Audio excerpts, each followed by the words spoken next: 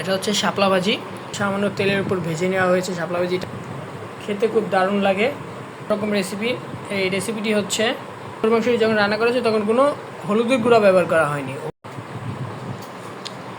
আসসালামু আলাইকুম, রন্ধনঘর কিচেনে আরও একবার সবাইকে স্বাগত জানাচ্ছি। চলে আসলাম আজকে আরও কিছু মজাদার রেসিপি নিয়ে আপনাদের সামনে তুলে ধরার জন্য। তো প্রতিদিনই কিছু না কিছু রেসিপি আপনাদের সামনে তুলে ধরছি। তো আমার রেসিপিগুলো যদি আপনাদের কাছে ভালো লাগে তো অবশ্যই আমার চ্যানেলকে সাবস্ক্রাইব করবেন, আমার পাশেই থাকবেন। আর যারা আমার চ্যানেলকে এখন পর্যন্ত সাবস্ক্রাইব করে ফেলেছেন তাদেরকে অসংখ্য ধন্যবাদ জানাচ্ছি আমার পাশে থাকার জন্য। আর যারা এখনও করেননি তারা অবশ্যই সাবস্ক্রাইব করে আমার সঙ্গেই থাকুন, এটা আপনাদের কাছে আমার একটা অনুরোধ থাকবে। তো চলুন এখন আমার রেসিপিগুলো আপনাদের সামনে তুলে ধরছি। তো প্রথমে এখানে এটা হচ্ছে শাপলা ভাজি। আর এই শাপলা ভাজিটা একেবারে সিম্পলভাবে রান্না করা হয়েছে, সামান্য তেলের উপর ভেজে নেওয়া হয়েছে শাপলা ভাজিটা। এই যে দেখুন, আর এরকম শাপলা ভাজি গরম ভাতের সঙ্গে খেতে খুব দারুণ লাগে।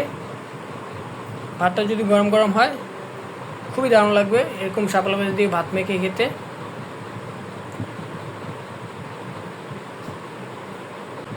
এখানে নিয়ে আসলাম আরেকটা অন্যরকম রেসিপি। এই রেসিপিটি হচ্ছে গরুর মাংস ভুনা করা হয়েছে। আর এই গরুর মাংস ভুনা তো প্রায় আপনাদের সামনে তুলে ধরি। তো আজকে এই গরুর মাংস ভুনার রান্নার একটি বিশেষ কারণ হলো, এই গরুর মাংস যখন রান্না করা হয়েছে তখন কোনো হলুদের গুঁড়া ব্যবহার করা হয়নি। হলুদের গুঁড়া ছাড়াই গরুর মাংস ভুনা করা হয়েছে। ক্যামেরাতে অনেকটা হলুদ লাগছে, তবে এটা বাস্তবে যখন দেখতেছি কোনো হলুদ দিয়ে রান্না করা হয়নি। তো এরকম হলুদ ছাড়া গরুর মাংস রান্না করলে খেতে খুবই টেস্ট হয়। এরকম গরুর মাংস দিয়ে পোলাও দিয়ে খেতে খুবই ভালো লাগে, অনেকটা রোস্টের মতোই লাগে।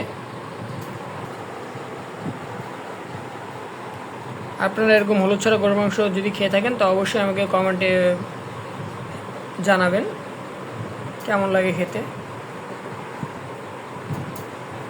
আজকে এই রেসিপিগুলো এই পর্যন্ত আমি রাখছি। দেখা হবে পরবর্তীতে নতুন কোনো রেসিপিতে আপনাদের সঙ্গে।